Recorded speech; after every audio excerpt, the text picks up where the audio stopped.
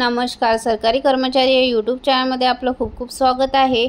राज्य सरकारी कर्मचाऱ्यांना केंद्रीय कर्मचारीप्रमाणे पाठोपाठ महागाई भत्ता 3% वाढ. चला तर याबाबतची सविस्तर माहिती पुढील प्रमाणे पाहूया. तत्पूर्वी चॅनलला सबस्क्राईब केलं नसेल तर चॅनलला सबस्क्राईब करायला विसरू नका.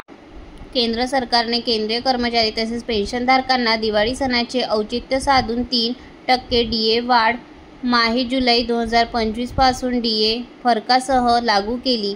महाराष्ट्र राज्य सरकारने देखील राज्यातील अखिल भारतीय सेवेतील अधिकारी तसेच निवृत्त अधिकाऱ्यांना दिनांक 1 जुलै 2025 पासून 58% दराने DA वाढ लागू केली आहे.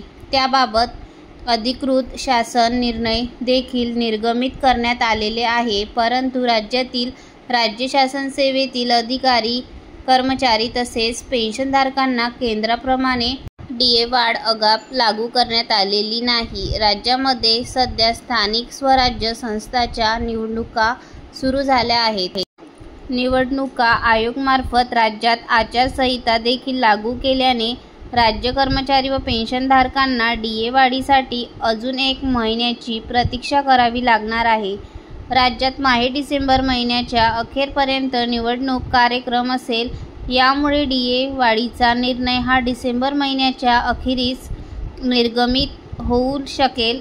म्हणजेच निवडणुकांचे कार्यक्रम संपल्याच्या नंतरच राज्य कर्मचाऱ्यांना DA वाढीचा अधिकृत निर्णय लागू केला जाईल. DA थकबाकी कधीपासून मिळणार? राज्य कर्मचाऱ्यांना दिनांक 1 जुलै 2025 पासूनच केंद्र सरकारप्रमाणे एकूण 58% दराने DA वाढ व महागाई भत्त्याची थकबाकी मिळणार आहे. धन्यवाद.